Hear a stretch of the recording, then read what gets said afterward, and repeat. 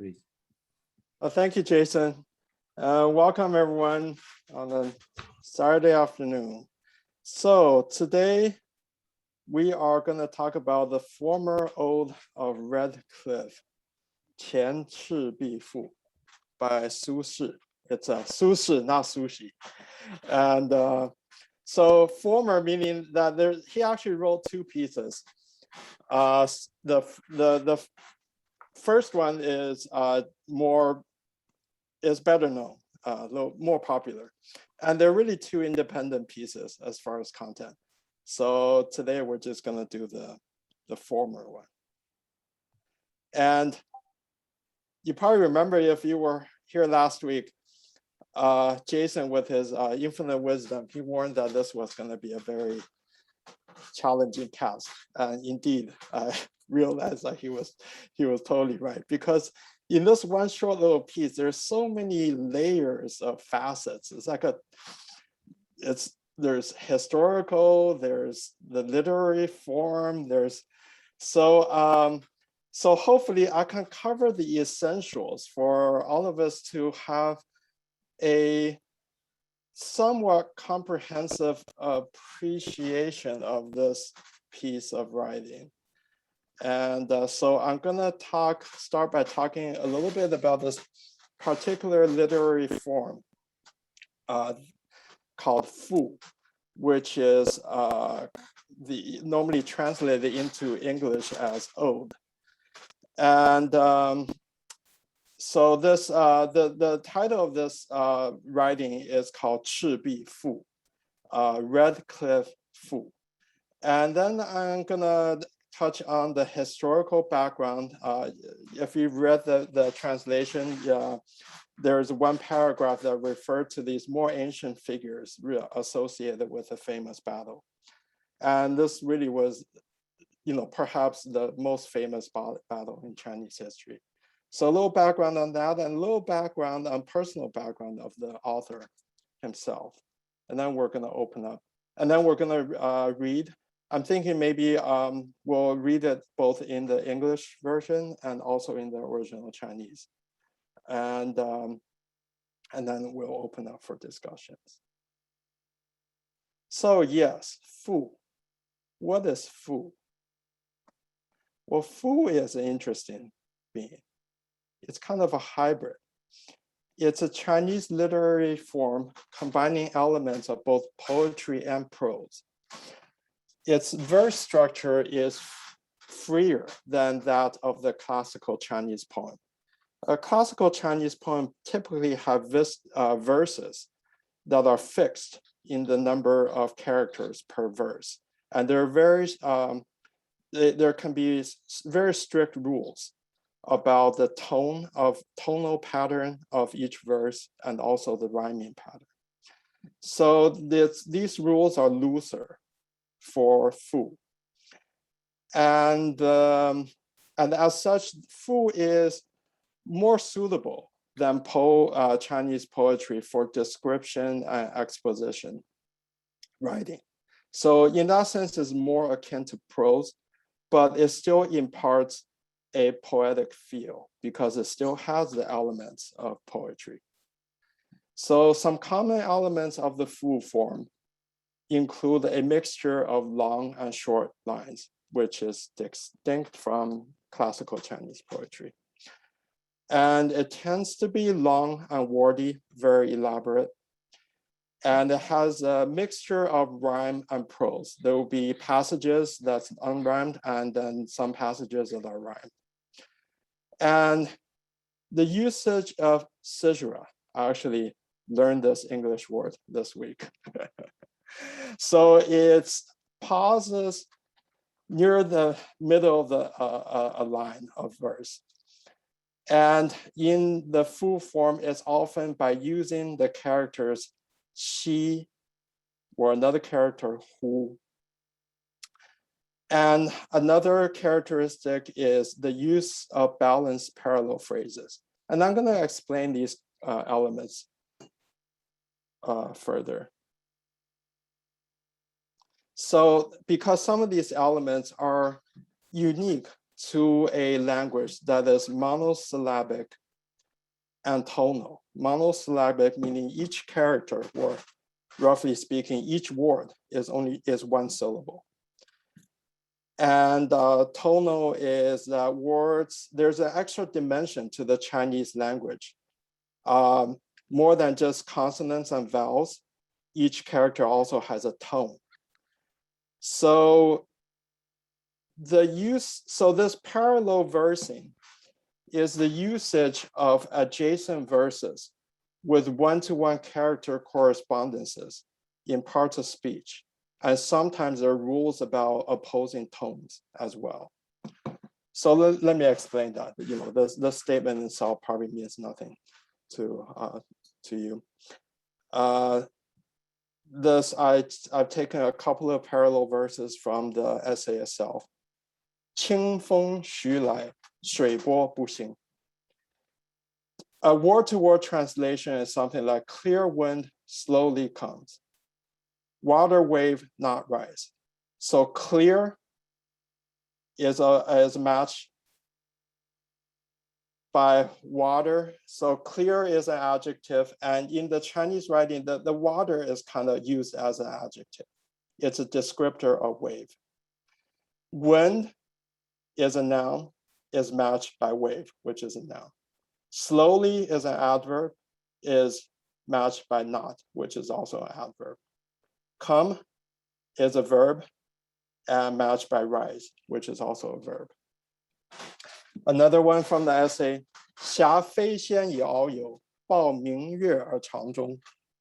Clinch flying immortal for carefree journey, embrace bright moon to perpetual ending. So again, you have a pattern that's verb, adjective, verb adjective, a noun, an adverb, and the adverb, and a gerund. And you can find the same pattern in the opposing sentence. So this is a very important literary element in classical Chinese literature. It's hard to appreciate it in English, but when you read it in Chinese, there's a certain, I don't know, it's very hard to describe. It evokes a beauty that's kind of a beauty of symmetry. And it even kind of conjures up some kind of meaning and emotion in the reader's mind that's a little hard to describe. But later, it's kind of a two-edged sword. It's an advantage, but it can also be misused. That you can write a lot of beautifully structured sentences that seem like very profound, but when you actually try to understand it, sometimes in poor writing, it actually kind of just a bunch of nonsense. I guess, in our world, pop music can be kind of like that too. And so I see a lot of actually analogy between composing a full or classical Chinese poem and writing a musical composition. And each character is kind of a note, and each verse is kind of a measure. And then there are these modulators that I'll talk about that modulate the mood of the reading, kind of similar to the modulation in music, like chord progression or tempo in music. So another device that's unique to this tonal language is tonal arrangement, and then also I'm going to talk about caesura. So there are many tones in the Chinese spoken language, but there are two categories: flat and oblique. Let me give an example. Qing is a flat tone. Qing is an oblique tone. So qing is if you think of it as music, you hold the note flat as one note. Qing is you start with a high pitch tone and then you drop the pitch. And there's another oblique tone is inflection. You actually go down in pitch and then up. That would be qing. So flat tones tend to induce, when you're reading a piece, flat tones tend to induce a sense of calmness because it involves open breathing, like qing. It's not constricted aspiration. So that actually induces something, I believe, in your neurological system. And oblique tones tend to evoke more intense emotions. And arrangement of tonal patterns when you compose a piece orchestrates the mood of the reader to harmonize it with the mood of the writing. And another technique that's prevalent in the Fu style form of literature is the usage of what we call in Chinese hollow words, 虚字. These are characters that have sound but have carry very little meaning. And my belief is that it's putting there one important function is to modulate the tempo of the reading. So I'll give an example also from this writing. 浩浩乎如平虚玉空. You hear the hu in the middle. That really slows you down. So this hao means vast, vast. It's written twice for emphasis. And notice that it's in the oblique tone. So it induces, so vast, vast is describing the scene, induces a stronger emotion. And then hu, it kind of slows you down a little bit, calms you back down. 如平虚玉空, because what comes is saying that they felt like they were riding on air through space. So it wants you to put in this very free state of mind. So the who is a precursor to that. 而不知其所指，飘飘乎 another who 如遗世独立，羽化而登仙. So this 飘飘乎 is float, float. Then who again kind of prepares you, and then it says, as though you're abandoning the world and standing on your own. And another passage is 桂棹兮兰桨. So this here is using a different character, 兮. 即空明兮溯流光，渺渺兮予怀，望美人兮天一方. So for the sake of time, I won't go into the explanation of this other verse, but I just wanted to read it out loud. Hopefully it gets across this. Madeline has a question. Yeah, please go ahead. Yes, thanks, and thank you, Ken. This is wonderful. I want to go back and redo my whole life so that I become a scholar of ancient Chinese poetry. I have a question about the words she and who. Would these be the equivalent of, say, in English poetry, the convention of putting in the word O as like a capital O sort of slows things down a bit, but doesn't have any particular meaning? Or do they? I think what they, what you said is the closest counterpart in the English language. It's really, they don't really carry a whole lot of meaning. Meaning it's kind of like alas. Who is more follows with a segment that with a phrase that describes something that's to bewilderment, like to be something to behold, like so vast. 浩浩乎, 飘飘乎, you're floating in air. And then she is more follows phrases of emotional things, sorrow, yearning, and things like that. Okay, so who might be like an expression of awe? Yeah. Okay, thank you. Mm-hmm. I personally, I feel the Xi probably from the southern part of China, Yeah. that's the native, original, I talk about south of Yellow River, Yeah. Yeah. Because the founder of that normally attributed to Qu Yuan, and Qu Yuan is from roughly central southern China. Yeah, I agree with you. Yeah, and so this leads to why it's so difficult, and why this was part of why this was such a challenging task to explain and translate. So translating classical Chinese poetry and Fu is a multi-dimensional problem. It has meaning, has rhythm, it has breadth, has character arrangement, has tonal arrangement. So I think even a very exceptional translator can probably only faithfully do like maybe one and a half dimensions or something like that, and force the sacrifice of the rest.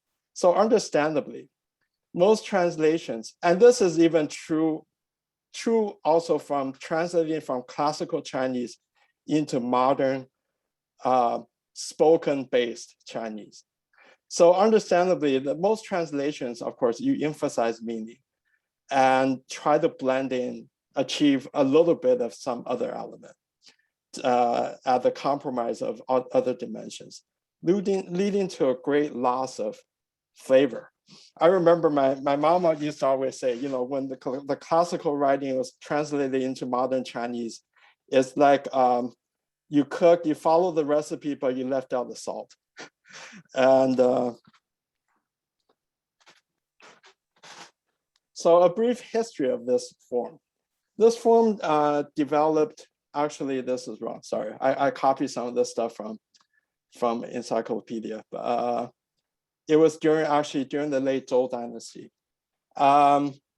So yeah, its origins, as we just mentioned, traced to a very famous poem called Li Sao by Qu Yuan, a very prominent writer that lived in the 4th century BC. And this piece of writing was really represented, it was a poem, but it really started taking the shape of what later would become the Fu. And it reached, this form reached an achievement height in the Han Dynasty, a few hundred years later, with many celebrated masterpieces.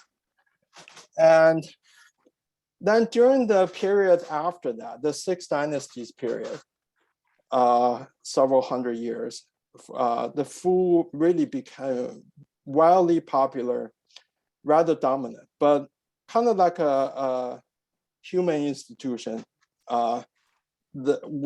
Just as it became dominant, it also became corrupt. There was this period over time just overwhelmed with overly florid writing with extravagant verbiage. A lot of writing like that with actually very little deep meaning.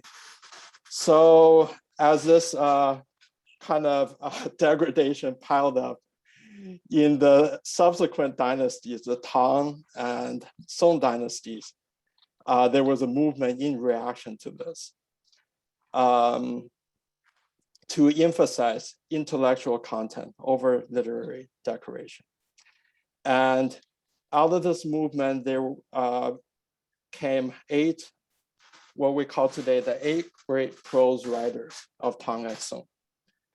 And they include Han Yu, Liu Zongyuan, Ouyang Xiu, Su Shi, who was Su Shi's father, Su Shi himself, the person who wrote the ode that we're studying today, Su Ce, his older brother, Wang Anshi, and Zheng Gong. And many of these people were very multifaceted, were statesmen and philosophers. And also their thoughts had great influence on Neo-Confucianism later. So a little bit of the historical background so that we can understand some of these references to this battle of historical figures. So this we have to go back to the year AD 208. It was in very, very late stage of the Han Dynasty. It really only existed basically in name because China had broken into many, many de facto fiefdoms that were fighting each other, or some of them were just trying to survive. In the north, the dominant figure was Prime Minister Cao Cao, or also named Cao Mengde. He was the prime minister, so nominally he served the Han Emperor, but really the Han Emperor was under his thumb. And he was a very competent political leader and good, overall, implemented good governance. He was a very celebrated, even today, poet and prose writer. He was a brilliant general military strategist. His own adversary said that he was reminiscent of Sun Tzu, the ancient author of the Art of War. By that time, he had defeated all of his main adversaries in northern China and conquered all of northern China. And so he started heading south, and without shedding a blood, he took over the very strategic province of Jingzhou, because his power was so mighty, the leader of Jingzhou just surrendered. It turned out, I'll explain later, this was kind of a blessing and actually a bad thing. And so at that point, he took over. Jingzhou was in the middle, basically controlled the middle section of the Yangtze River. So at this point, he was poised with a huge army to just run over the south and clean this up and unite all of China. So that was the situation from the north side. What was going on in the south? Well, the main state in the south that covered southeastern China was the state of Wu. And the ruler was named Sun Quan. He was also a very competent ruler and a very brilliant general. And at that time, there was also another figure, Liu Bei. Liu Bei was formerly a guest general hosted by Jingzhou. And of course, when Jingzhou surrendered to Cao, he had to run away. So basically, he was on the run. He was not in a great shape. So he really needed help. So he sent his very famous right-hand person, Zhuge Liang, to go to Sun Quan to ask for help. And in Sun Quan's court, they were shaking in their boots, facing this 200,000 plus army, pressing down on them. So Sun Quan held a big meeting with his advisors and ministers in his court. Almost all of them said, what the heck are we doing? Oh crap, let's surrender as soon as we can so we can negotiate the most favorable terms. This is not even worth talking about. With the exception of one prominent general under Sun Quan, Zhou Yu, a very young fellow at that time, and another minister named Lu Su, and also the diplomat Zhuge Liang from Liu Bei. They managed to convince Sun Quan that this was worth a fight. So Sun Quan became very resolved. He pulled out his sword, chopped off a corner of the table in front of him, said, I have decided whoever argues for surrender will be at this table. So they formed a very hasty alliance with merely 50,000 troops to go against a 200,000 plus army. So what happened? Oh, I don't know why oh, there it is. Well, what happened was, of course, it's a long story, so I'll give you the key points. The northern soldiers despite their mighty numbers, were untrained and ill-prepared for naval warfare. And remember, they took over Jingzhou without a battle. So they was never tested as far as a invading, carrying out a large naval operation on a huge river. And they became sick en masse. Couldn't even walk steady on the ships. And Cao Cao had all the ships chained together to provide stability. And as far as for that purpose, it worked really well. And he was elated. So one night he had all his generals around him, and they were drinking, partying, and he was composing poetry on the spot. And this is when he composed that verse that's cited in this ode about 月明星稀, the bright moon and the sparse stars and the magpies flying south. So basically foreshadowing, they were just gonna glide over the south and take over. And actually one of his ministers advised him, saying that arrogance always led to defeat and they should be really careful. But at that time, he would listen to none of that. So he had all the ships chained together and it was great. So the southern generals saw that and they devised an ingenious fire attack and deception strategy.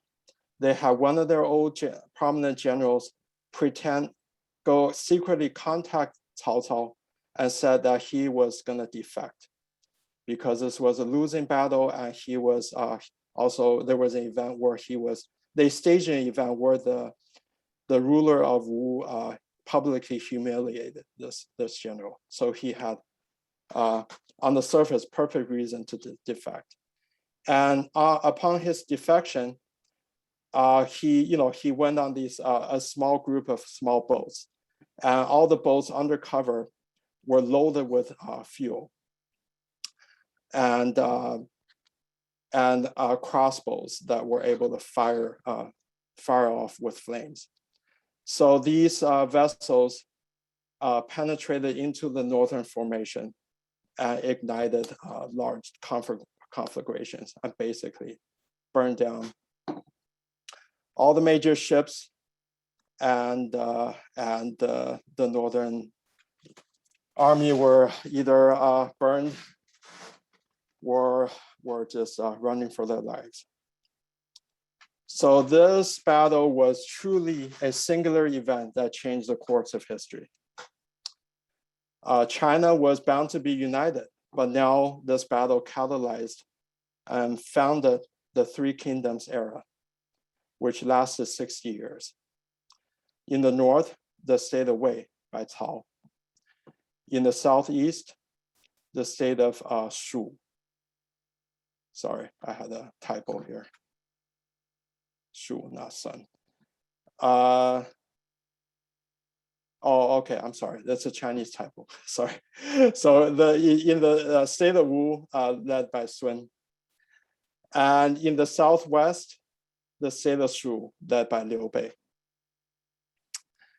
And so it was a period of tense balance between three states. And the Long River, as we call it in Chinese, but in the West is commonly called the Yangtze River, or transliteration is Changjiang, really proved to be a formidable defense barrier throughout Chinese history, even into modern times.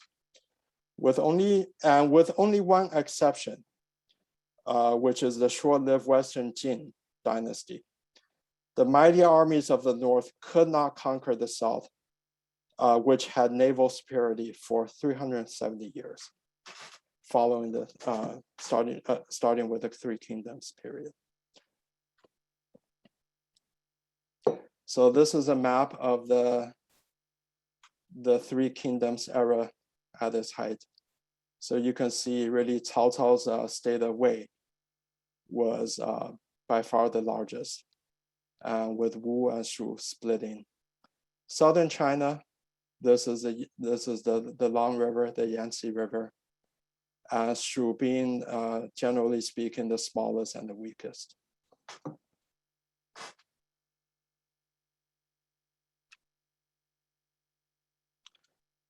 So, yes, Rubana, yes. Yeah. Can you go back to the map, please? Yes. So Ping, part of the, so we is the northern kingdom, right? Yeah. That tried to attack the southern kingdom, but it failed. But almost half of Shu is part of the, on the north of Yangtze. So did they conquer part of Shu? And only the southern part they couldn't conquer? Shu managed to hold on to this area, and this is a very special area in China. It's a big valley and very, very fertile, one of the main breadbaskets of China. So because of the big mountains, so to the west is basically the Tibetan plateau. And the big mountains and rivers, it's easy to defend, very hard to invade. And also, if you take hold of this area, you have enough food supply to support a fairly sizable state. So this valley throughout Chinese history has been a very, very strategic area.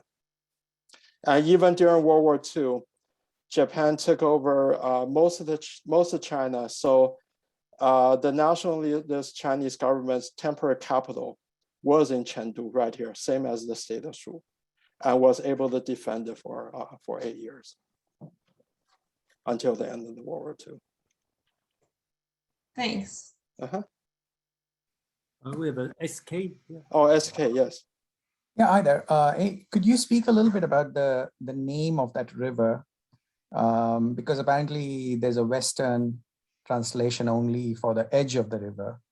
And then, or at least, yeah, where the trade was happening or whatever. And then the name keeps changing, or something keeps changing along the river or whatever. That's what that one of your links was talking about. Yeah. So it's not a change over time, it's a geographic difference. So the entire river has always been called Changjiang, the Long River.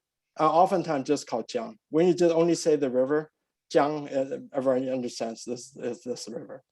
So being a very long river, its origins in the Tibetan plateau and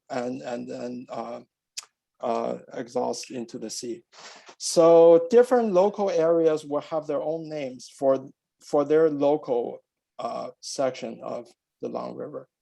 So the Yangtze River comes from the name that really the Chinese only refers to the Shanghai area. So that's called Yangtzejiang. So just this section, kind of an estuary and the downstream section. And the reason why it became popular in English is because, of course, during the Qing dynasty in the 18th and 19th century, when the West first started to encroach into China, they were mainly dealing with the coastal regions. And that's why this name took a hold in the West. And also that's why, the transliteration, the old system, Wade Giles, a lot of the sound are very, you pronounce it in English is very different from Mandarin Chinese. That's because Wade Giles' translation was mainly based on the Cantonese dialect in China. So yeah, thank you for that question. Also English only has, like you said, less than 2 dimensions for translation, right? Right. Thanks. So biographical background. So now we have to fast forward 900 years from the battle to the Song Dynasty, roughly around the 12th century, and to the figure that wrote the Ode. He's really one of the most popular literary figures in Chinese history, even today. considered one of the greatest calligraphers in Chinese history. This may sound trivial in Western culture, but really being a great calligrapher in Eastern Asian cultures is a huge, huge deal. Kind of like being Michelangelo or someone. So along with his father, his older brother, and himself, they are among the 8 great prose writers from the Tang and Song dynasties. And his writing often assimilated thoughts that combined Taoism, Confucianism, and Buddhist philosophies. And his writings had substantial influence later on in Neo-Confucianism. So in Wikipedia, I quote, that Su Shi was a Chinese poet, writer, politician, calligrapher, painter, pharmacologist, and gastronome. And Jason, right before the meeting, reminded me he was also a civil engineer of the Song dynasty. So obviously, I'm not going to cover, I'm not even knowledgeable of all these different accomplishments. I didn't know he was a pharmacologist. So he really was an archetypal figure of what a literati or a scholar, a Chinese scholar should be in the Chinese popular mind.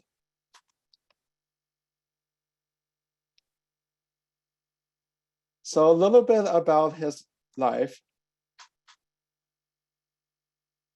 He was born in AD 1037. He began his early education at age 5 with a Taoist monk. So maybe that explains the Taoist lineage in his thought and writing. And then from age 8 onward, he was entirely educated by his mother.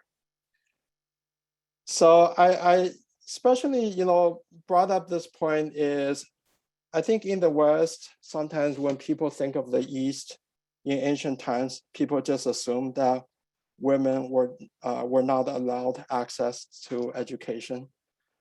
But this really was not true, at least not true until later times. Things became different in Ming Dynasty and later.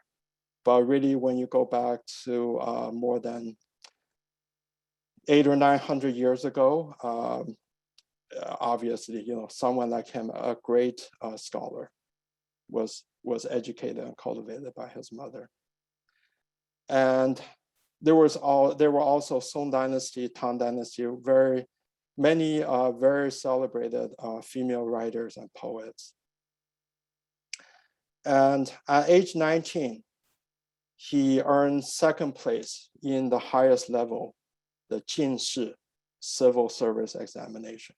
I mean, this was a huge, huge deal. This was like, earning the Nobel Prize, and maybe even more glorious than that equivalent of today. And that launched his government career. And when you placed at that level, you were considered a direct student of the emperor. And he became a prominent critic and therefore involved in political feuding against the radical reform policies implemented by Prime Minister Wang Anshi, who was also one of the 8 great prose writers. And this got him into a lot of trouble and on the bad side of the emperor. So at the age of 43, the emperor banished him and demoted him to a much lower position in government in southern China. And so he still had an official title, which was common practice at those times with banished officials, but living in great fear. And during that time was also when he began regular practice of Buddhist meditation. So you see these elements of Taoism, Confucianism, and Buddhism in his own life experience. In AD 1100, age 63, he was pardoned by the emperor and received a promotion. But unfortunately, he died the next year when he was en route to his new assignment. And the Ode was written during his banishment period. So before we go into the reading of the Ode, when I was doing research this past week, I came across actually a couple of paintings by famous Japanese painters of trying to illustrate this party during which Su Shi wrote the Ode. So illustrating the Yangtze River with the cliffs and the boat carrying Su Shi and his friends. And here's another illustration. And also this one includes the full moon, or one night after the full moon, rising above the eastern mountains. And we were fortunate to have a surviving original calligraphy by Su Shi, where he was writing a copy of this Ode. And here in his afterword, it's interesting. He said he wrote this Ode a year ago, and he held it close to his heart and did not lightly show this to other people. He's only showed it to one or two other people. I think it was the fear that he was living in. He was afraid, he said, and then there's a good friend of his named Qin Zhi sent somebody to him to ask for his recent writing and calligraphy. And he said, Qin Zhi, his friend, loves me. He must, I trust that he will keep this writing as a deep secret and do not show other people, because he was afraid, presumably, that something in this writing would be interpreted as a political statement and get him into further trouble with the emperor. He didn't want that imperial envoy knocking on his door with a little bottle of poisonous wine, asking him to drink it, which was the usual way that a formerly high-ranked government official eventually receives his death from the emperor. So let me, I guess I have to unshare and then share the translation in the Word document. Sorry, I'm not very good. I'm always slow at manipulating Zoom. So, Pin, when you do this, let me say something about. Yes, please do. Yeah, I just like to. I know this one is very difficult. Okay, and really appreciate what Pin said.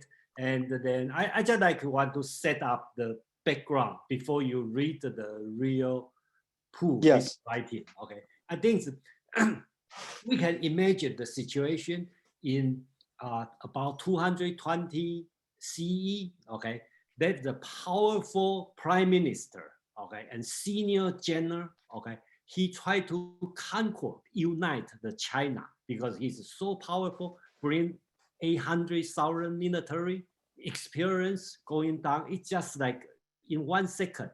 Tomorrow morning, I will unite the entire China. But in southern part, they have the two young guys. One is Zhou Yu, only I think 26 years old or something, and Zhuge Liang. That's another young guy, probably about 30. These two persons, they are not the military guy. They are scholar or just like the regular young people you can imagine. They strategize a thing. Okay, burn out the million military, and break China into 3 kingdoms, and China never unite for 370 years. Okay, if you imagine this situation and that happened, this event happened. Okay, at to Su Shi's time, it's about 900 years ago. Okay, and Su Shi is on that river, that location, that exact location. He started to think about, his situation, and then 900 years ago, that's something happened here. Okay, that's his moment, and he's going to do. So that's I like to summarize. Yeah. Thank you so much, Jason, for tying it all together. Really appreciate it. So I'll read my version of the translation. It's a bit experimental. I try to preserve a little bit of the parallel versing elements at the sacrifice of English grammar and legibility, I guess. So, okay.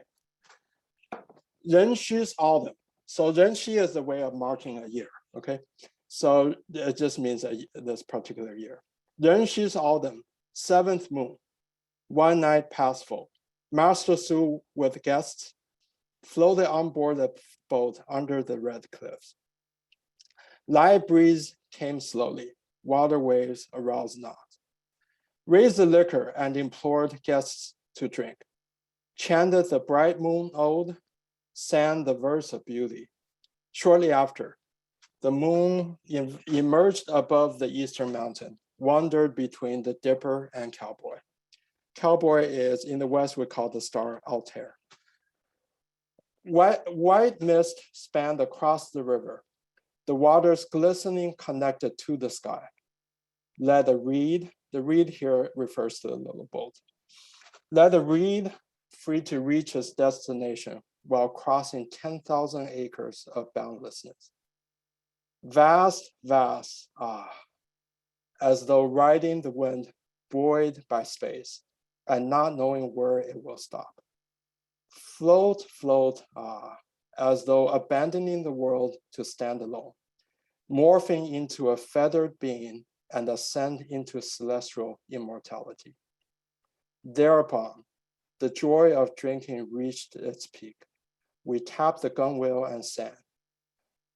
The cassia oar, oh, the magnolia paddle.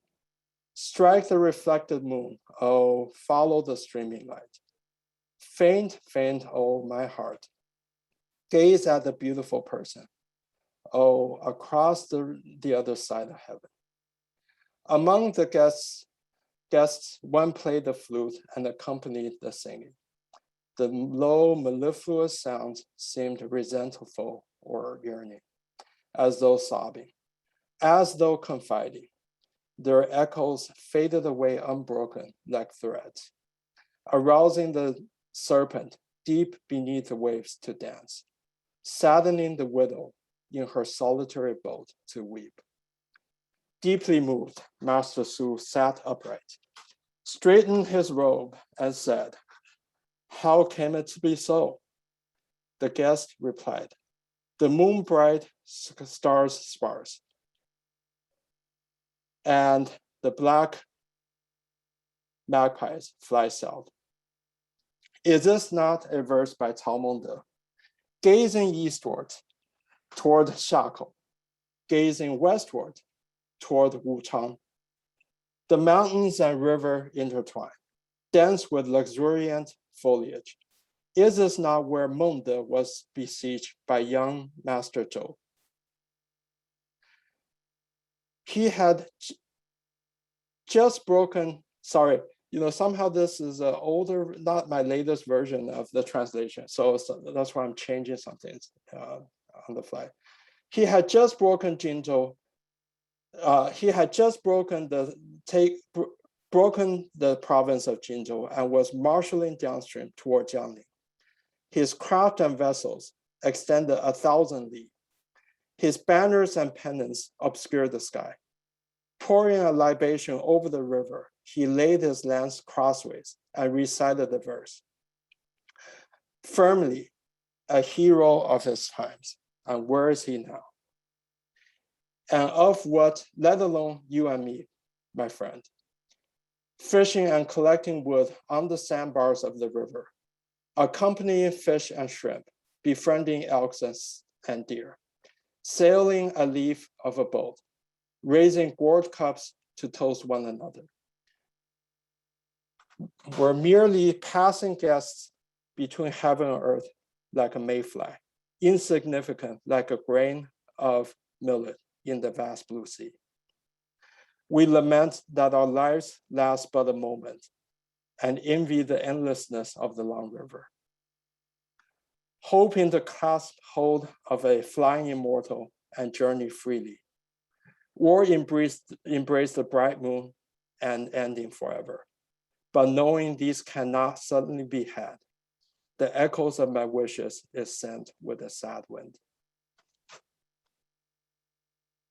So I'm going to pause, and because this old version is distracting me, so I'm going to open the correct one. I reshare.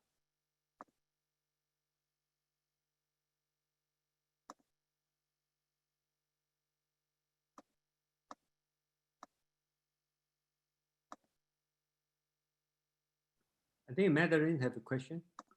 Yeah, thank you. Go ahead and ask a question. So buys me a little time to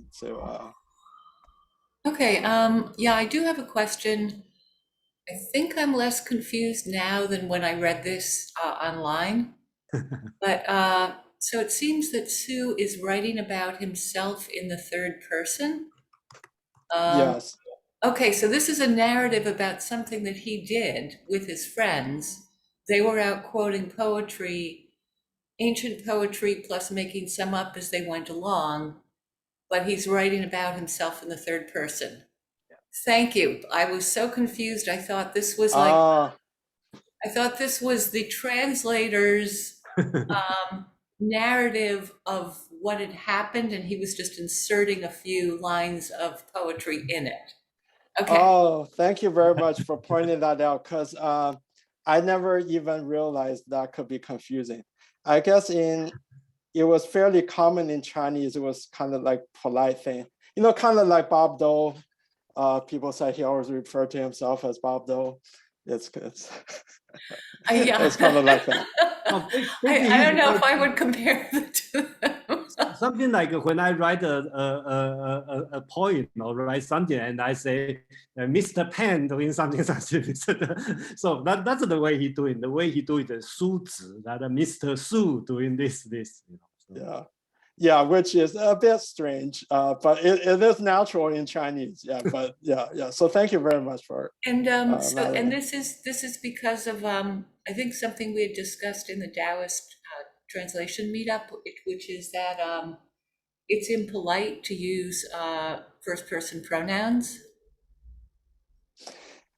First person is okay, but it's particularly impolite to use like you.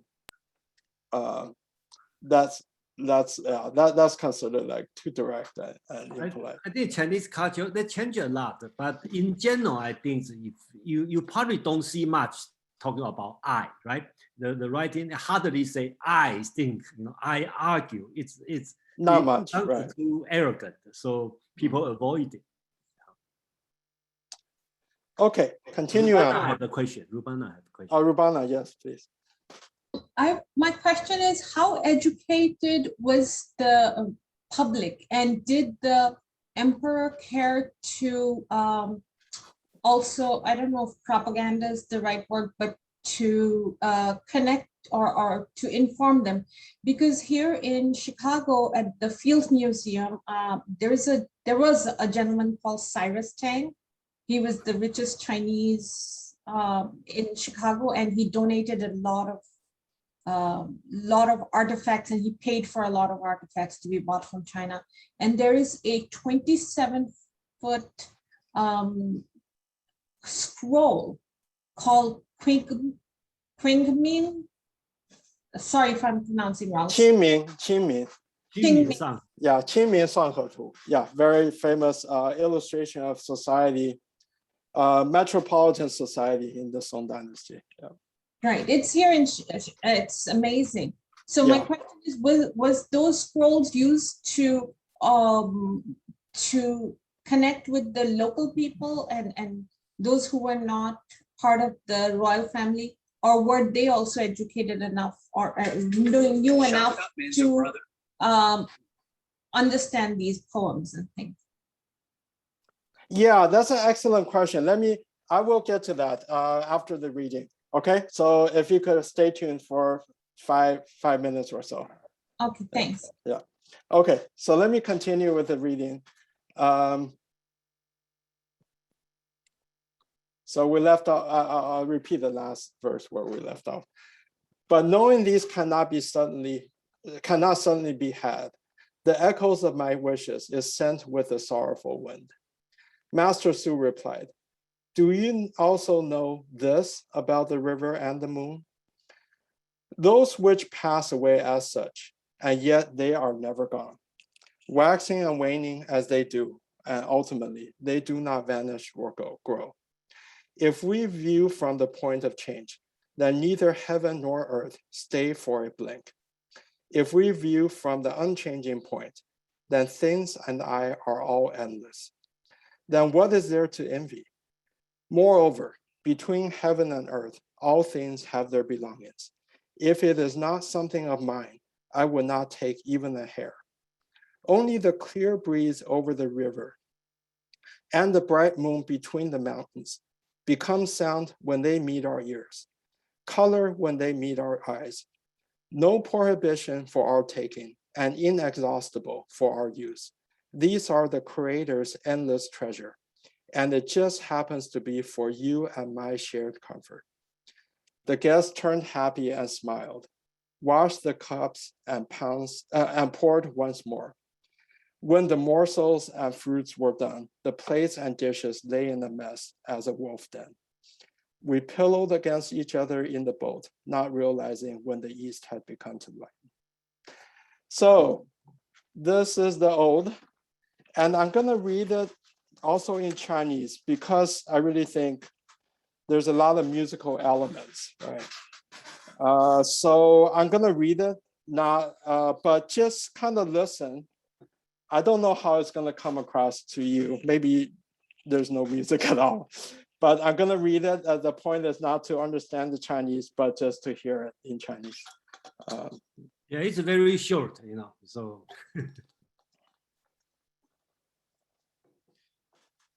壬戌之秋，7月既望，苏子与客泛舟游于赤壁之下。清风徐来，水波不兴。举酒属客，诵明月之时，歌窈窕之章。少焉月出于东山之上，徘徊于斗牛之间。薄露横江，水光接天。纵一苇之所入，凌万顷之茫然。浩浩乎如凭虚御空，而不知其所止。飘飘乎如遗世独立，羽化而登仙。于是饮酒乐甚，扣舷而歌之。歌曰：桂棹兮兰桨，击空明兮溯流光。渺渺兮予怀，望美人兮天一方。客有吹洞箫者，以歌而和之。其声污染，如怨如慕，如泣如诉。余音袅袅，不绝如缕。舞幽壑之前教，泣孤舟之离妇。苏子悄然，正襟危坐而问客曰：何为其然也？客曰：月明星稀，乌鹊南飞。此非曹孟德之诗乎？西望夏口，东望武昌，山川相辽，郁乎苍苍。此非孟德之困于周郎者乎？方其破荆州，下江陵，顺流而东也。轴如千里，旌旗蔽空。思九临江，横槊赋诗。故一世之雄也，而今安在哉？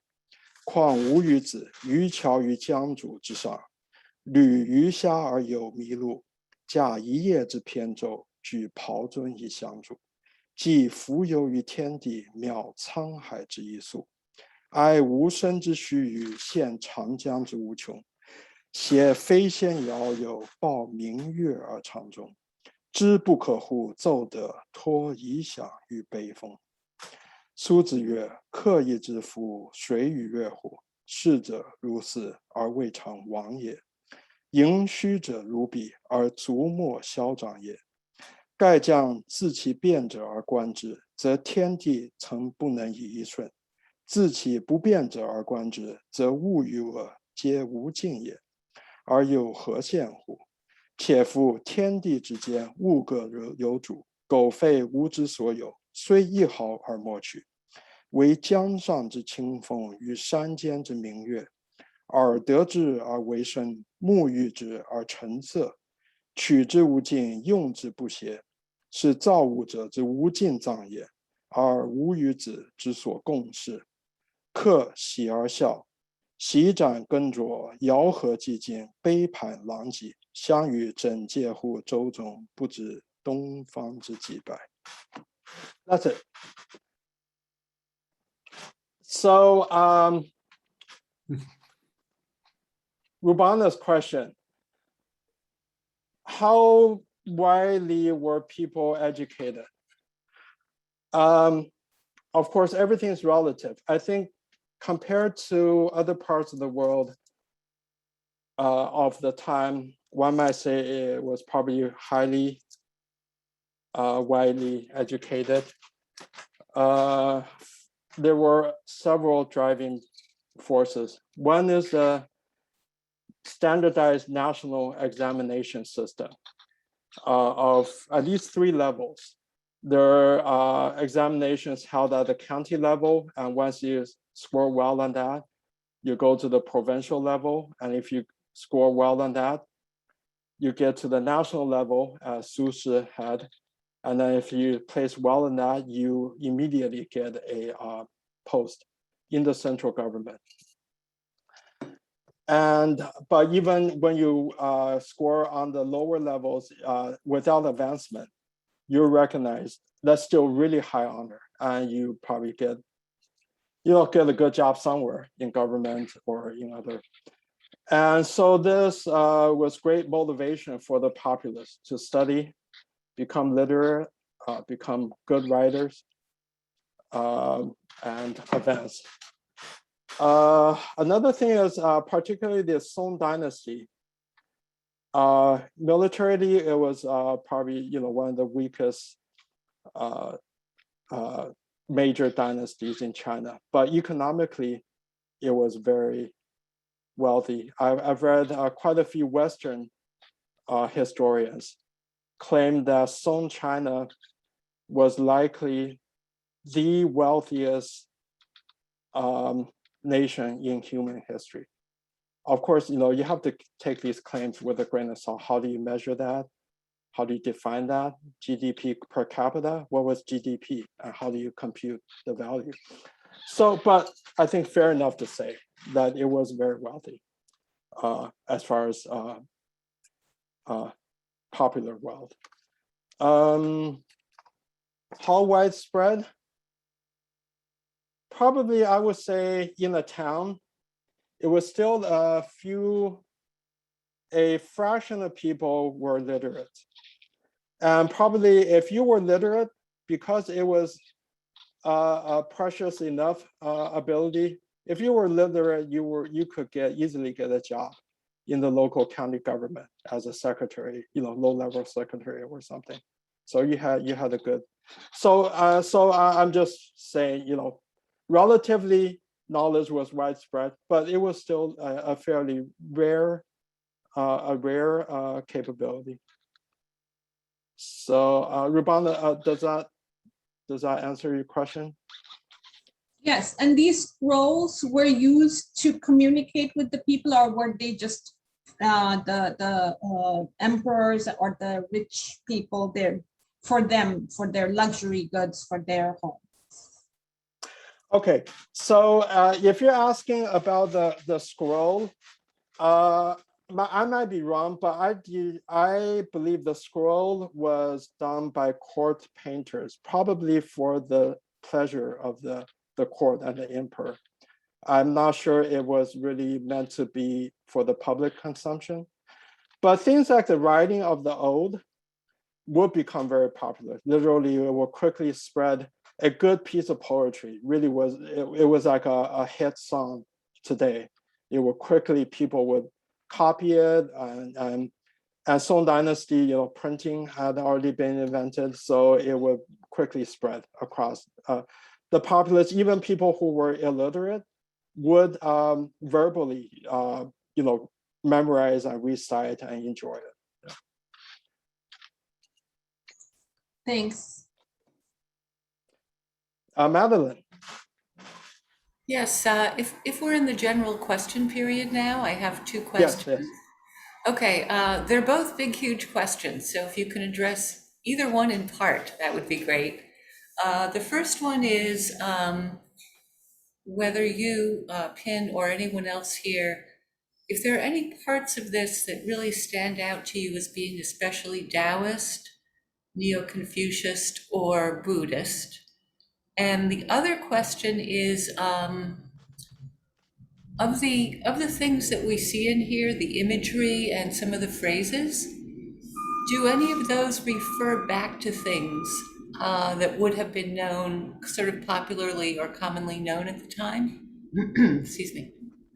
Yes, excellent questions. Actually, that's a great segue. I was thinking, you know, if one of the focus for our discussion, that was kind of the topic. So this piece of writing, you know, when I read the Wikipedia page in Chinese on this writing, it says it represents the embodiment of three religions morphed together. Schools of thought: Confucianism, Taoism, and Buddhism. But to me, when I read it, it's mainly Taoism. I'm a little more hard pressed to find Confucianism in here, except for the one about like everything have their belonging and don't take what doesn't belong to you. Buddhism, you know, it's a little bit hard sometimes to separate Buddhist influence and Taoist influence.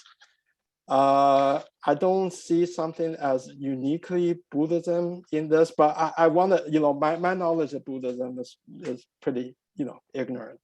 So I know many of you are much better versed in Buddhism. So I'd love to hear from you.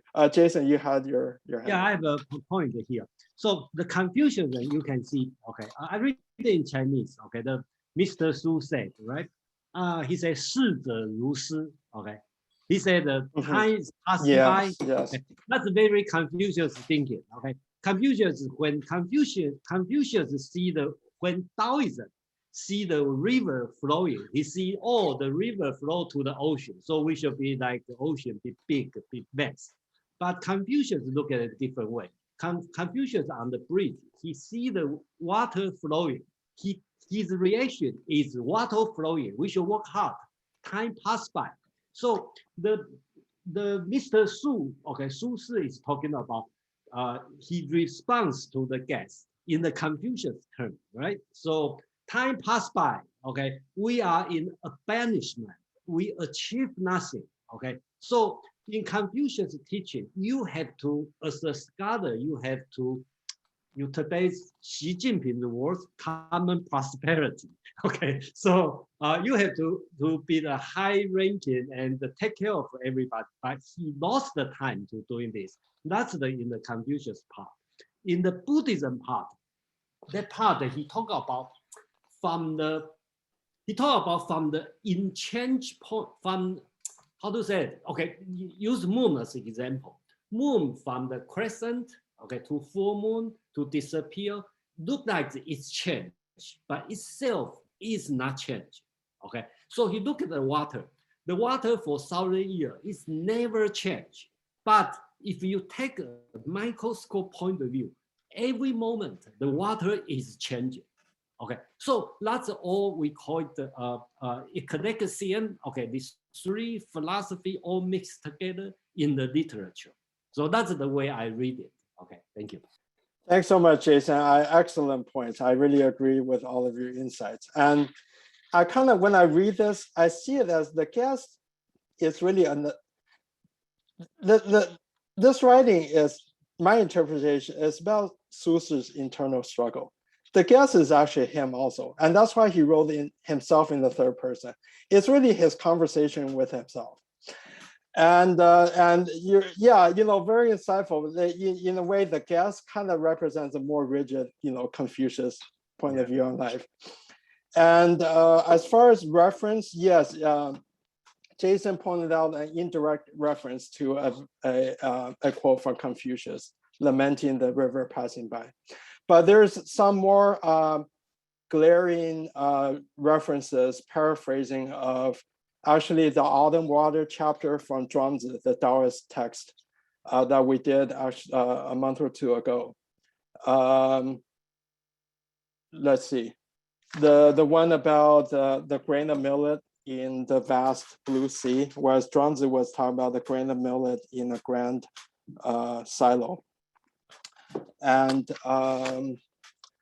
there were some other ones as well.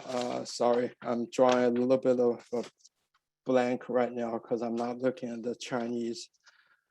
So anyway, Rubana, you have a question. My question is, and please forgive me because I am not very familiar with most people with the Chinese philosophy and especially Buddhism. By this time, this is around 1088 or something like that, right? Yeah. By this time, the Silk Road had been established for many years, right? Yeah.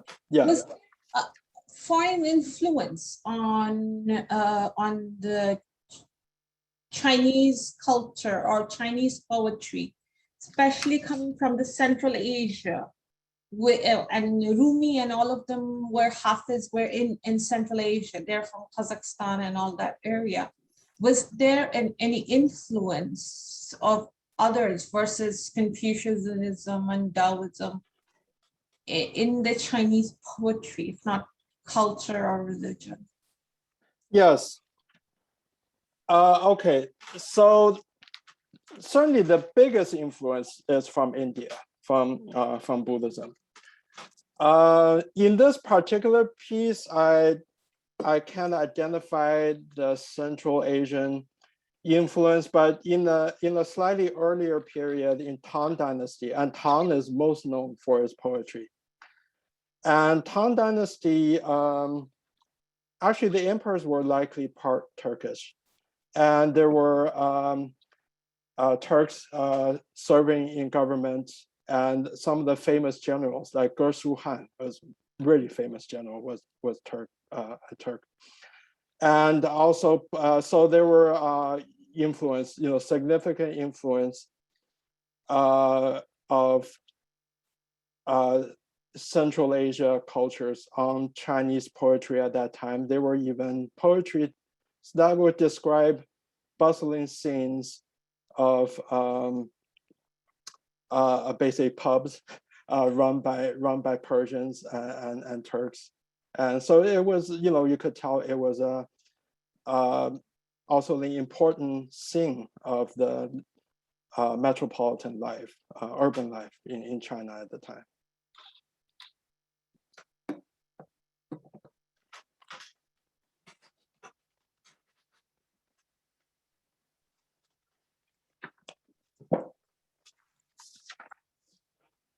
So Madeline has a question. Alex has a question. Okay.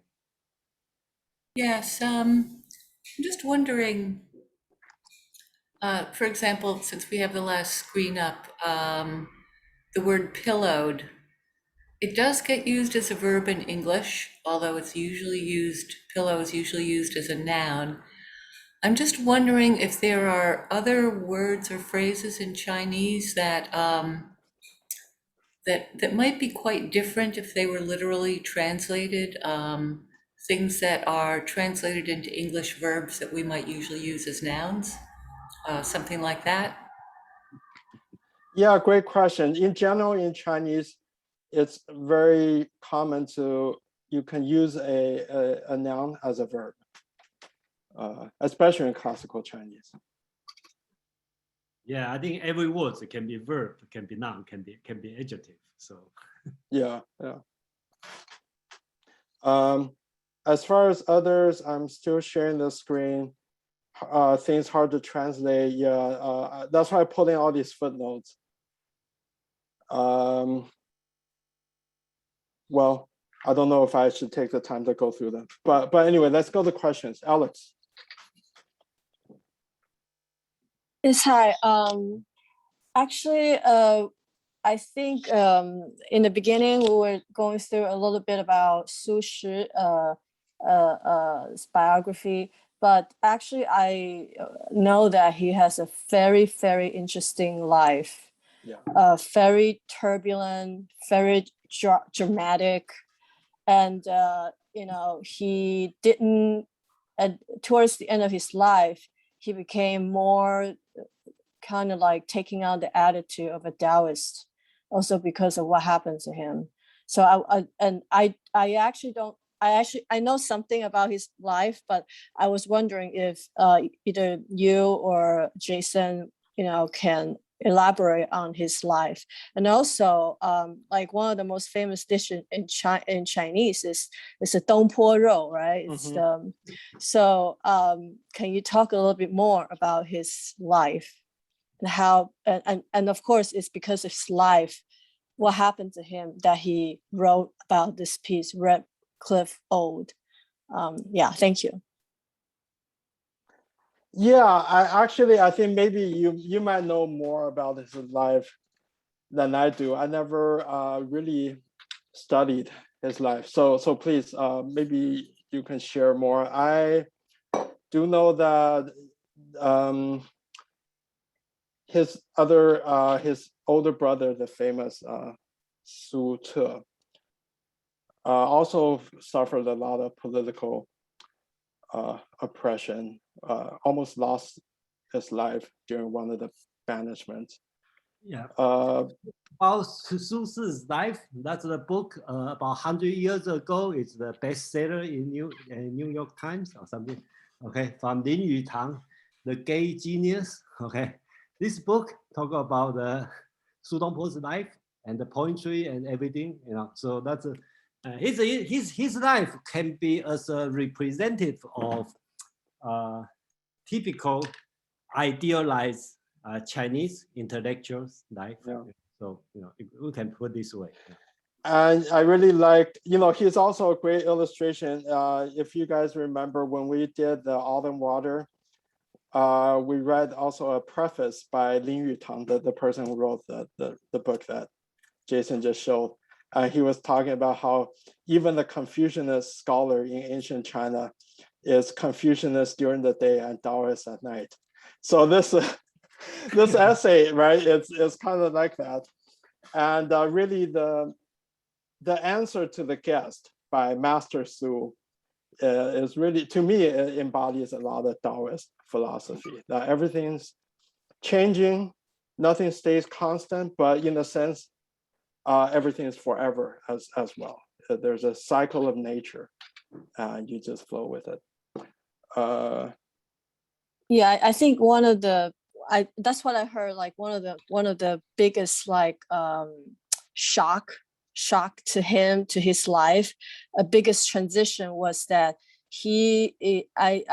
my understanding is that during the Song Dynasty, they cannot kill the scholars. It's against the law. Yeah. So that's why he experienced a lot when he was experienced in the court and he was attacked by his enemies. He kept being banished. I think more than 5 or 6 times he was banished again to different parts of China.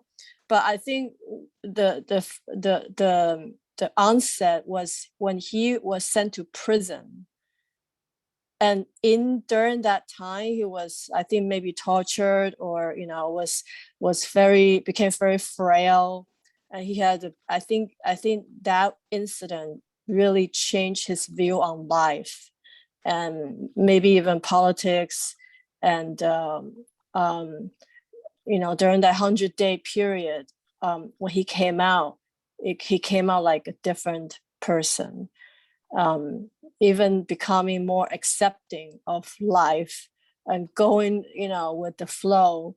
And that reflects in his writing. Actually, I have a second question. I don't know if you or Jason can elaborate on the other, because he's such an interesting person and so talented on the aspect of his calligraphy, because I know that his calligraphy is considered one of the most treasured in China, in the entire Chinese history. I don't know if you can talk about that. I'll say something about it because I actually have calligraphy is one of my passions. So the style that marks his calligraphy, it's also common in the Song Dynasty great calligraphers, is very fluid. And so the Tang Dynasty calligraphy is very disciplined, very great shape and form. And that's why beginners are encouraged normally to start by copying Tang Dynasty calligraphy to really learn the technique really well. So his calligraphy is analogous to his writing. This fu, strictly speaking, is not a fu that he wrote. It doesn't stick to a lot of the rules, but it has the flavor of fu. And that's why he was so brilliant and celebrated. He doesn't stick to forms. He gets the flavor. And same with his calligraphy. If you technically look at his brushstrokes, perhaps it looks weak. But you look at the entire composition, it's like the essence of a little free-flowing intelligentsia, has that very scholarly feel. It's when he writes 楷书, it looks like 行书. When he writes 行书, it kind of looks like 楷书. Everything is just kind of morphed and blended. He doesn't stick to the rules. He creates, he does whatever is the mood is fitting.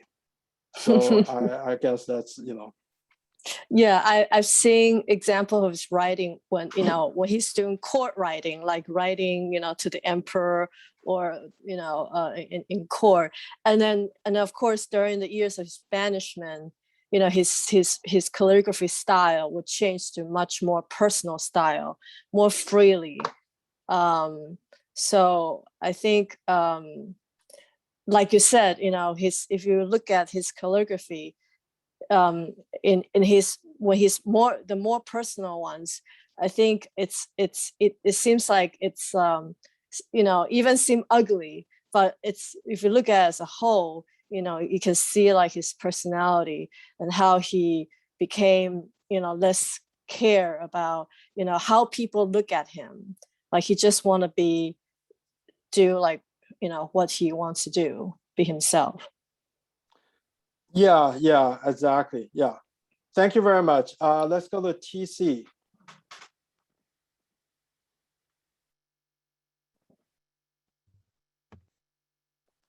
Hi, everyone. I've been around for a few weeks, so I think in terms of music. So I had a question regarding what you suggested as the artistry or the musicality, cadence, tone of the ode. My question is this: is the musicality only found in the words themselves, or would the poetry been recited concurrently, say, with the troubadours of medieval times, or the salons of the French Renaissance? Like, would it have just been recited on its own, or would it have been accompanied by any form of music? They mentioned flute music within the text itself, but I'm curious as to recitation, whether or not it would have been accompanied by music. Excellent question. Both. So originally there were, if we go back, thousands of years, scholars believe all of it was sung. You sing the poems. You sang the poems. You didn't, read the poems, and they were probably accompanied by instruments. And even in this ode itself, right, they were reciting the ode of the bright moon and the verse of beauty, and they said they were striking the gunwale. So basically, they were doing percussion while they were reciting this very ancient poetry. And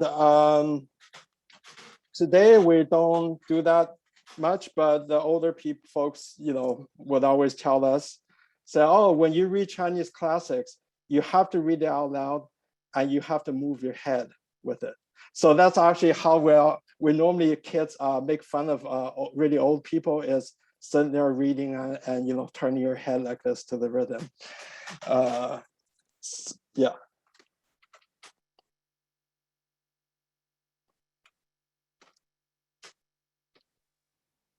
Aman has a question. Actually, I wanted to address Alex's question about Su Dongpo. Professor Andrew Wilson has this gushing reviews about Su Dongpo, but I wanted to read just a section that kind of addressed some of his biography about it. It's very short. It says, after Hangzhou, Su Shi's career was a progression of postings to even more remote locales. He was beset by personal tragedy as well, separation from his beloved brother and the death of his young wife.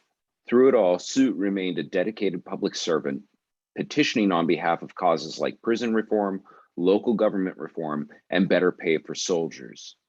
Su Shi brought joy to his contemporaries wherever he served. He threw regular parties where his wide circle of friends ate, drank, joked, and shared poetry. A lot of Su's own poetry dealt with homesickness and separation from loved ones, but he also wrote poems about his public works that fairly crackle with enthusiasm, such as the one about the great floating bridge he built in Hangzhou in modern Guangdong province.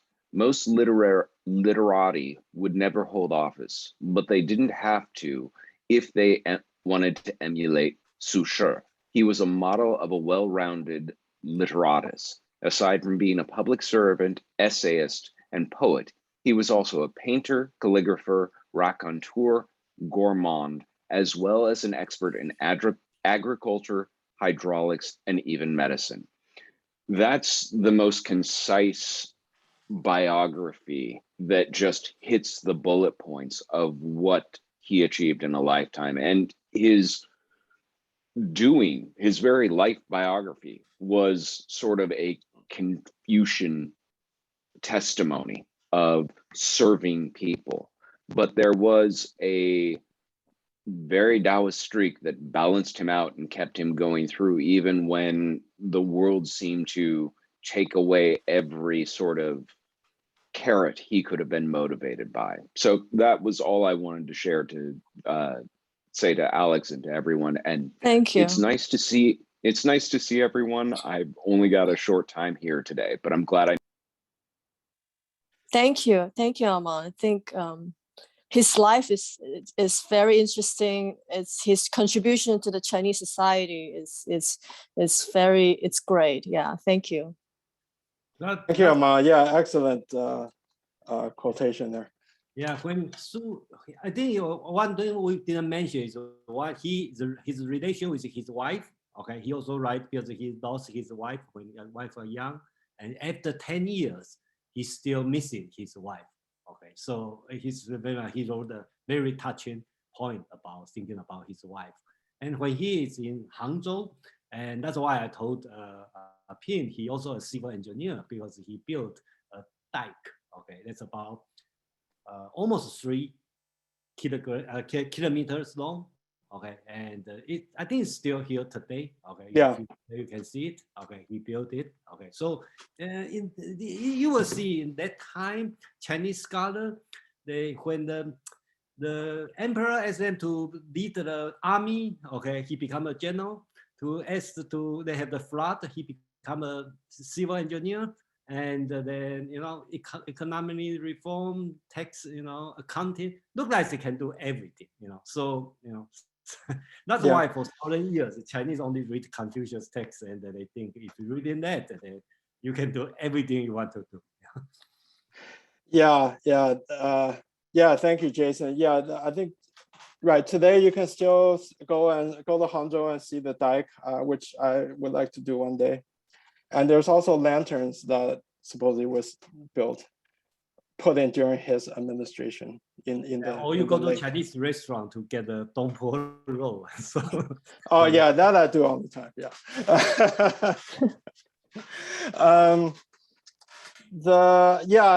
Jason. Yeah, thank you for bringing up the scholar general. One of the subtexts I think of my presentation is oftentimes throughout Chinese history, great generals were also scholars and writers and poets. So one thing important here, you see in the background here, that's if you imagine about the 200 CE Common Era, we talk about the war. of the Red Cliff, okay, you can see the situation. You can picture the situation in China at that time. Think about Western Europe in 200 BC. I think the fighting is very different, right? In China at that time already can use a general. Okay, the main strategist is not on horseback. Basically, they are scholars. Okay, so they never know how to use force, use weapon, but they make a strategy and to defend. Okay, almost a million military. Okay, so I think that's the different style. In that time, you can imagine the situation there. Yeah, the shipbuilding was very advanced already at that time in the 3rd century. Huge flagships with multi-level buildings on the ships and specialized ships for different war fighting functions. I don't know, people are interested in the politics of the time of Su Dongpo. That was a very interesting period. It was a time of during one of the most famous reforms in Chinese history by Wang Anshi. He had a lot of very radical ideas and won the trust of the emperor. A lot of the ideas were really, at least on paper, really excellent ideas of redistributing wealth and government loan programs for the peasants and all kinds. And tax but the implementation was fraught with all kinds of mishappenings. So it became an ideological war between scholars. With Wang Anshi and his people on one side, and very famous Chinese Confucianist scholars on the other side. Many of them great writers, part of the 8 great writers, Ouyang Xiu and the 3 Sus. And Wang Anshi himself was also one of the great writers, and the Confucianists. And they were engaged in very vehement oppositions. And another prominent figure, anti-reform figure, is Sima Guang. Sima Guang, thank you. Yeah, he is a great historian who wrote 资治通鉴, a great history book. So every Confucian, they were anti-reformation. Yeah. So every time we have a reform, I never see any reform being supported by the scholars. So every time I have a reform, it turns out people say that's not good. So yeah. So Wang Anshi was a very resolved person. This is a classic case, I think. A bunch of really good people, well-meaning people really care about people at large, but completely opposed in ideology. And Su Shi was, I think, one of the more reasonable ones. What his perspective was, he was prefecture administrator, and he was close to the people. He was local administrator on the local level. He saw a lot of the adverse economic effects. There was a lot of corruption that happened in these huge programs, and distortion and really economical repercussions that were really bad but not anticipated. So anyway, just to give a little more of the background. So it's interesting, on one hand, Su Shi was, if you put him on the political spectrum, perhaps you would put him as more of a conservative. But you put it on the philosophical spectrum, he's more of a Taoist. It just show the complexity of people. Madeline, please. Yes, on the theme of politics, it seems that, at least to me, that this entire piece could exist without specifically being in reference to the Battle of Red Cliff. In other words, he could have situated it anywhere. by and large. And I'm wondering if he has this specific reference for a reason. Was he trying to send a message to the emperor or to someone about action they were thinking of taking for a battle, or what? Why did he? Did this fit into the politics of the day in some way? Yeah, that's what he was scared of. That maybe the emperor would read it and then say, "This guy is making noise again." That's it. Yes, that's one type of interpretation. For example, near the beginning of the ode, they were singing while they were, striking the gunwales. Something about faint is my heart's desire, and gazing at the beautiful person across the sky. So ancient scholars often interpret the beautiful person to be the emperor. So he was there in banishment, and he had his ideologies on how to improve the society, and he was gazing across the sky, hoping the emperor will favor him again. I don't know, ancient scholars always try to, in my opinion, over-interpret. Like they would take the book of songs and interpret every love song that way. Like every beautiful person is the emperor. It's not a woman or a love interest. So, but it's possible. Yeah. I'll leave it. I say it's an open question.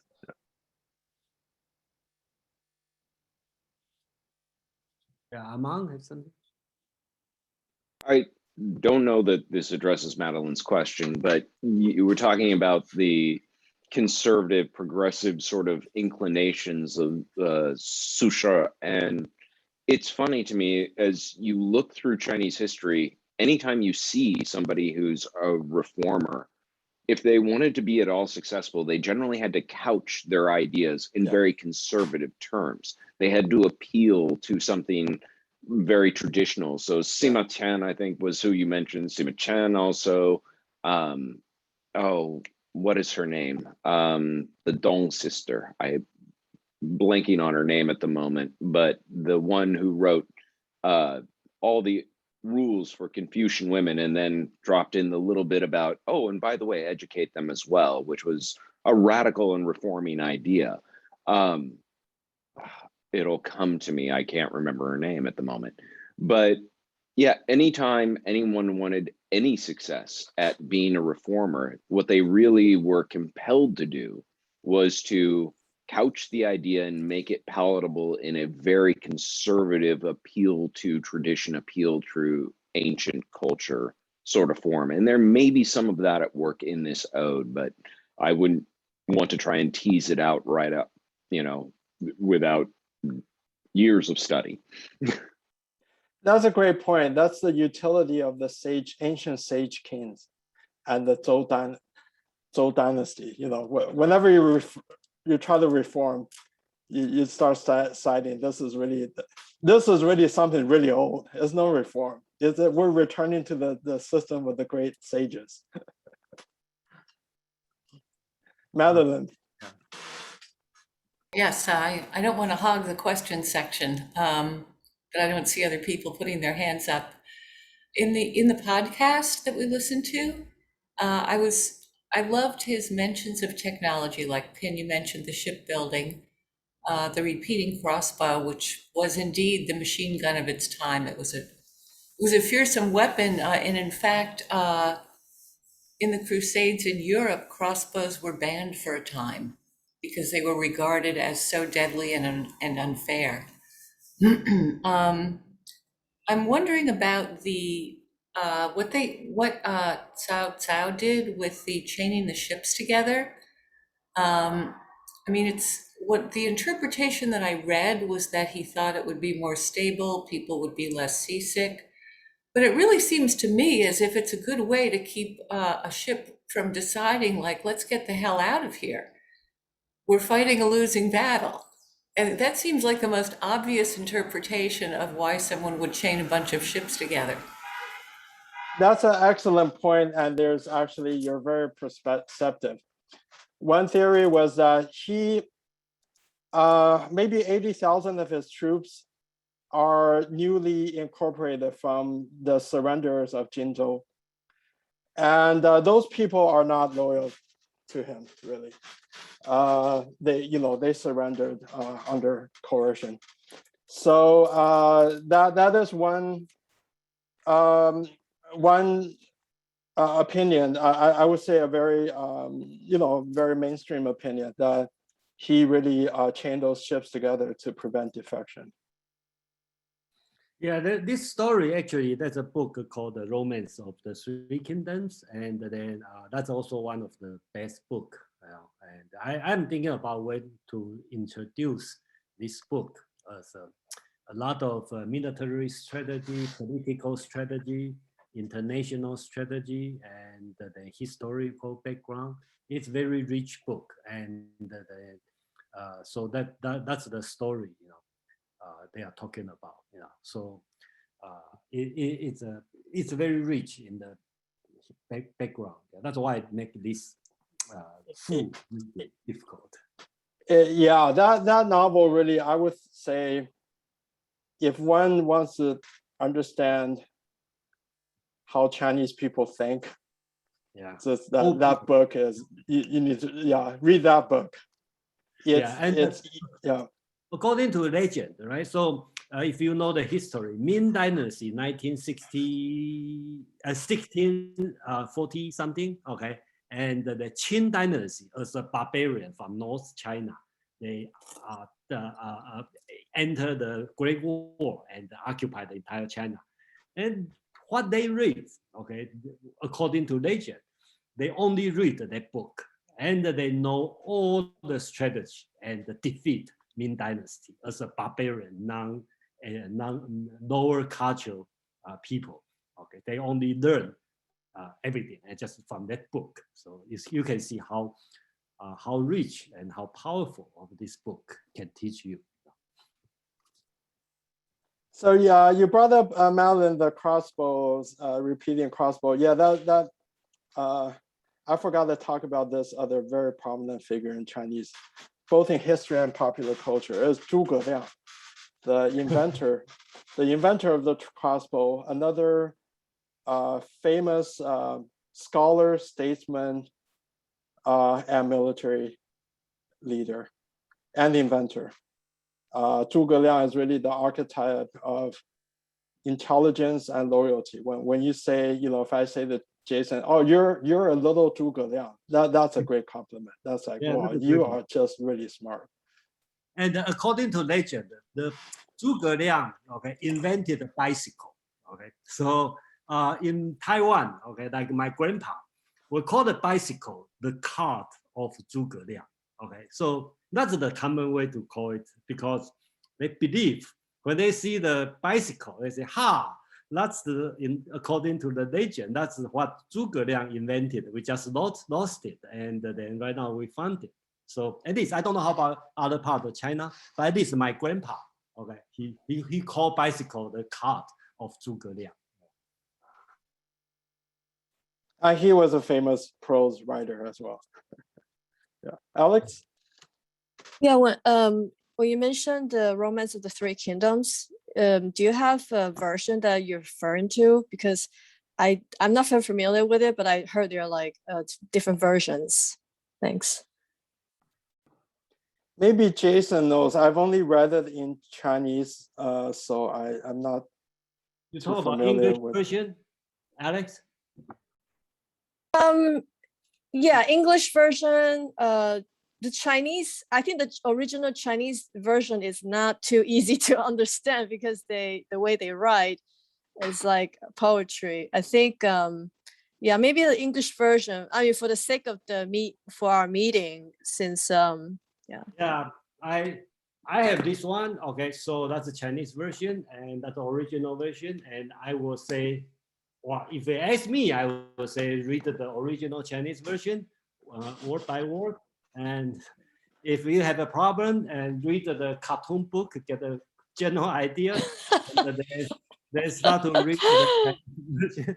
Yeah, so that's why I talked to Pin, and then I'm thinking is bring this one to general Chinese and non-Chinese. All right, way to do it, because very bad. It's so rich, so powerful, so good, much better than Confucius analog or the Confucius teaching. I think these 3 books, I think they teach you more. And unfortunately, today's people, including Asian and American, nobody want to read this one. I think that's even more important than Confucius analogs, I think.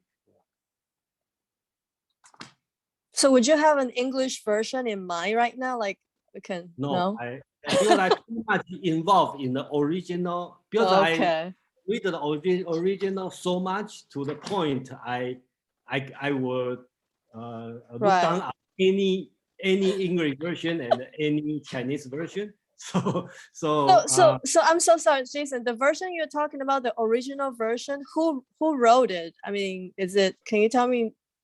Luo Guanzhong, he's from the Ming Dynasty. Yeah, from Ming Dynasty. Okay. So I always would recommend the 4 books. That's the Romance of 3 Kingdoms, the Journey to the West, and the Red Chamber Dream, and the Golden Vase. Okay, so the pornographic novel. Okay, so this 4 books, I think that's the greatest book. I probably will bring them to my graveyard. Yeah, I wouldn't be surprised there's an English translation of Luo Guanzhong's Romance of 3 Kingdoms. They do. Yeah, but I'm not sure. I haven't had the time to read it, but I do thinking about doing this kind of project, and probably somebody want to work with me. We probably make a better translation on that. So wow. Yeah. That'll take 50 years. No, but well, anyway, yeah, there are a lot of English translations, but yeah, I haven't looked into any of them. Yeah. No, but quick question, okay? You said that this, I mean, we're working on this Ode of Battle of Red Cliff, which was written in the Song Dynasty, right? And Luo Guanzhong's version of the Romance of 3 Kingdoms came several hundred years after. Yeah. So when Su Shi is writing, referencing about this battle, because this battle also happened several hundred years before him, he must have referenced it from some source, right? Yeah, the source is so-called the 三国志, okay? So Chen Shou, that's another person who wrote for the 3 Kingdoms, but it's an orthodoxy history book. So so the book in the Roman 3 Kingdoms most are they call romantic book. So basics like Zhuge Liang, there's a person, but probably not that smart. Okay, but today we know the story most from the romance, not from the historical account. Okay. Yeah, the history is well passed down, because every time a new Chinese dynasty takes over, one of its most important jobs is write the history of the previous dynasty. So there's continuous recorded history. Yeah, so that's how educated people like Su Shi will have very good knowledge of things that happened, even though it was 900 years ago, before his time.